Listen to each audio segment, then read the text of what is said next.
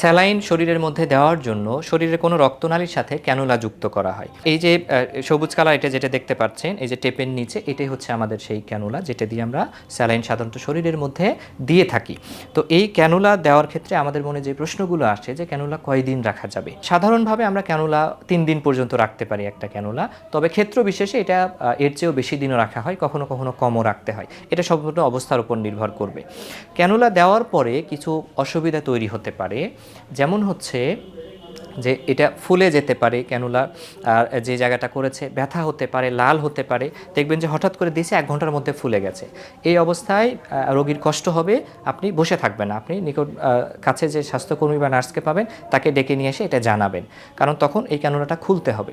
প্রশ্ন হচ্ছে যে এই ফুলে যায় কেন, এই সমস্যাটা কেন হয়? ক্যানুলা একটা বাহিরের জিনিস, নতুন জিনিস আপনার রক্তের মধ্যে ঢুকানো হচ্ছে, তো একটা রিয়াকশন হতে পারে কখনো কখনো, অথবা আপনার রক্তনালী কোথাও ফুটা হতে পারে যেহেতু সুই দিয়ে দেওয়া হচ্ছে। তো এই সমস্ত কারণে কি হতে হয়, এখানে ফুলে যায় বা অসুবিধা, তখন এটা খুলে অন্য কোনো জায়গায় এই ক্যানুলাটা আবার নতুন করে লাগাইতে হবে। তো ক্যানুলার ক্ষেত্রে আপনারা দেখতে পাচ্ছেন যে এটা হলো সবুজ ক্যানুলা, সবুজ কালার আছে। হ্যাঁ, মাথায় রাখবেন যে ক্যানুলা অনেক রকমের হতে পারে, কয়েকটা কালারে হতে পারে। হ্যাঁ, সবুজ হয় আপনার, তারপরে হচ্ছে গ্রে কালার হতে পারে, তারপরে হচ্ছে নীল কালার হতে পারে, বিভিন্ন কালার হতে পারে। তো এই বিভিন্ন কালার বিভিন্ন রকম সাইজ নির্দেশ করে, কার শরীরে কোন কালার কোন সাইজ যাবে এটা ডাক্তার নির্ধারণ করবে।